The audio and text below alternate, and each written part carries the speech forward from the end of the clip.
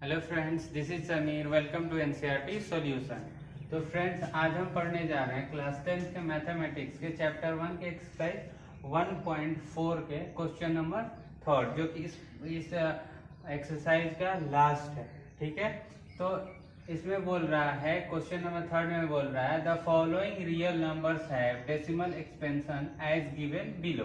बोल रहा है कि ये इसमें रियल नंबर के डेसिमल एक्सपेंशन दिए गए हैं। ठीक है, in each case decide whether they are rational or not. बोल रहा है कि इन केस में देखिए कि कौन से रेशनल है और कौन से रेशनल नहीं है।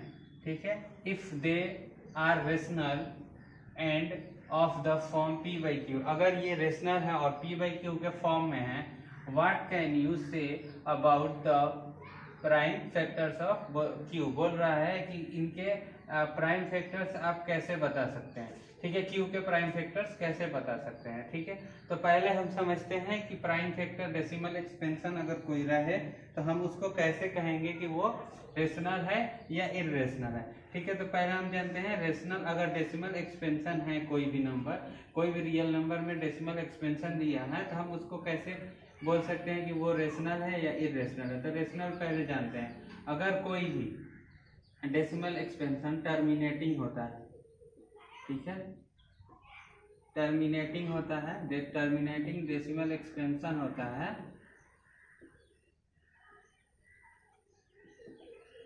टर्मिनेटिंग डेसिमल एक्सपेंशन कोई भी अगर रियल नंबर, कोई भी रियल नंबर अगर उसका डेसिमल एक्सपेंशन टर्मिनेटिंग होता है तो वो रियल नंबर होता है। ठीक है, अब दूसरा क्या है, दूसरा है कि अगर रिपीटिंग होता है, ठीक है, सॉरी,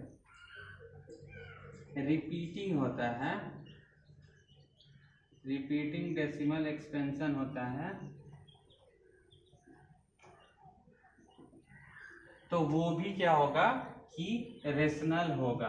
ठीक है, ये दोनों के दोनों नंबर क्या होंगे, वो रेशनल होंगे। क्यों? क्योंकि अगर कोई कौन से एक, ये तो आपका टर्मिनेटिंग हुआ और एक रिपीटिंग हुआ, इनको हम पी बाई क्यू के फॉर्म में इजीली लिख सकते हैं। ठीक है, वैसे ही अब इररेशनल, अगर कोई डेसिमल एक्सपेंशन इररेशनल होता है तो वो कैसे होगा। तो लास्ट है और डेसिमल एक्सपेंशन का लास्ट वो भी है, तो वो क्या होगा, नॉन टर्मिनेटिंग होगा। ठीक है,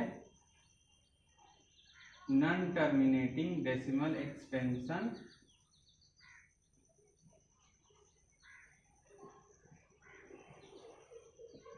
होगा, जो कि आपका इररेशनल कहलाएगा। ठीक है, चलिए, हो गया आप लोग। आई होप कि ये समझ में आ गया होगा रेशनल और इररेशनल का जो भी रूल होता है। चलिए, अब क्वेश्चन थर्ड के फर्स्ट पार्ट को देखते हैं कि इसमें क्या बोल रहा है। इसमें 3 पार्ट है, क्वेश्चन नंबर 3 में 3 पार्ट है। मैं इन 3 पार्ट को अलग अलग वीडियोस में शेयर करूँगा। ठीक है, तो चलिए पहले हम फर्स्ट वाले क्वेश्चन को देखते हैं। तो फर्स्ट वाला क्वेश्चन अगर आप ध्यान से देखें तो ये डेसिमल एक्सपेंशन में टर्मिनेटिंग है। देखिए यहाँ पे ये टर्मिनेटिंग है। टर्मिनेटिंग वही होता है कि जो अगर ऐसा कोई नंबर जिसमें भाग लगने पर, वो डिवाइड करने पर वो पूरा कट चुका होता है, उसको डेसिमल एक्सपेंशन कहते हैं। जैसे कि अगर 10 को 2 से डिवाइड करें तो 2 5 जा 10, या फिर 2 को 10 से डिवाइड करें तो 220। ठीक है, ये 0.2 आ रहा है ना, तो ये डेसिमल एक्सपेंशन होता है। ठीक है, अगर आपसे बोला जाए कि 10 को 3 से डिवाइड कीजिए तो 3 3 जा 9, 1.0, 3 3 जा 9, 1, ऐसे ही आते जाएगा। तो ये आपका 3 3 आते जाएगा, तो ये आपका रिपीटिंग डेसिमल एक्सपेंशन होता है। ठीक है, तो अब हम रिपीटिंग क्या होता है, सॉरी, नॉन टर्मिनेटिंग क्या होता है, तो वो डिफरेंट आते रहेगा। जैसे कि आपका क्वेश्चन नंबर 2 में क्वेश्चन नंबर 3 के सेकंड पार्ट में एक नंबर दिया है 2.101200 1 2, मतलब आपका कोई भी मैच नहीं करेगा, एक भी लाइन मैच नहीं करेगा। जैसे कि अगर हुआ आपका 0.120 120, ऐसा नहीं है, ऐसे नहीं होगा। क्या होगा 0.13249 6, मतलब आपको एकदम डिफरेंट आते रहेगा, कोई मैच नहीं करेगा।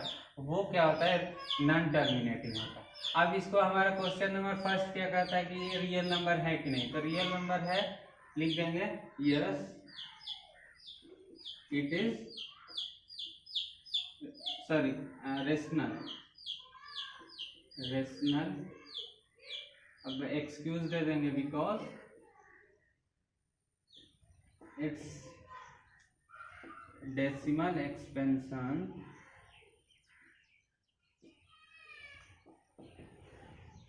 is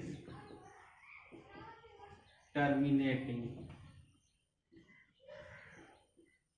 ठीक है,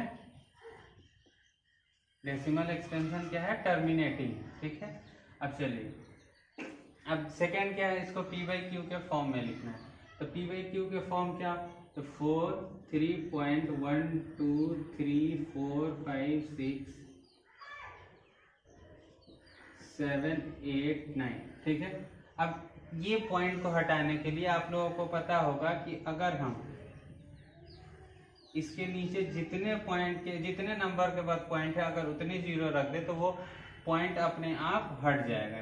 ठीक है, तो कितने 9 पॉइंट है, तो 9 जीरो, 1 2 3 4 5 6 7 8 9। ठीक है, 9 जीरो हो गए। अब ये क्या होगा, पॉइंट हट जाएगा, तो ये आपका नंबर बन जाएगा 4 3 1 2 3 4 5 6 7 8 और 9, और ये हो जाएगा 10 टू द पावर 9।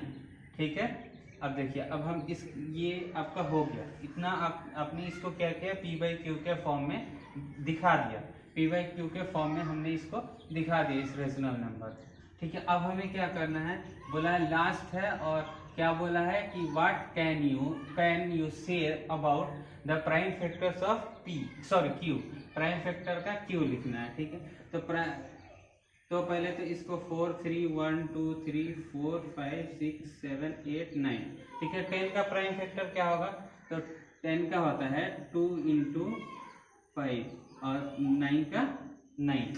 तो हम इसको ऐसे लिख सकते हैं कि 4 3 1 2 3 4 5 6 7 8 9, इसको, और ये 2 का पावर 9 × 5 का पावर 9, हम इसको लिख सकते हैं ऐसे। क्यों, अगर आपने 9th क्लास में पढ़ा होगा कि एक AB का पावर 9 होता है, AB का पावर M होता है, A का पावर M × B का पावर M। अगर आप देखें तो यही हमने क्या किया है कि ये आपका 2A है और 5B है, और इसका पावर M है जो कि 9 है, A का पावर 9 और B का पावर 9। ठीक है, तो आपका Q का प्राइम फैक्टर क्या है, 2 का पावर 9 × 5 का पावर 9। आपका क्वेश्चन थर्ड का पार्ट 1 यहीं पे कंप्लीट होता है। ठीक है, आई होप कि आप लोगों को ये क्वेश्चन नंबर थर्ड का पार्ट 1 समझ में आया होगा। बहुत ही जल्द हम क्वेश्चन नंबर थर्ड का पार्ट 2 भी लेके आएंगे। तब तक के लिए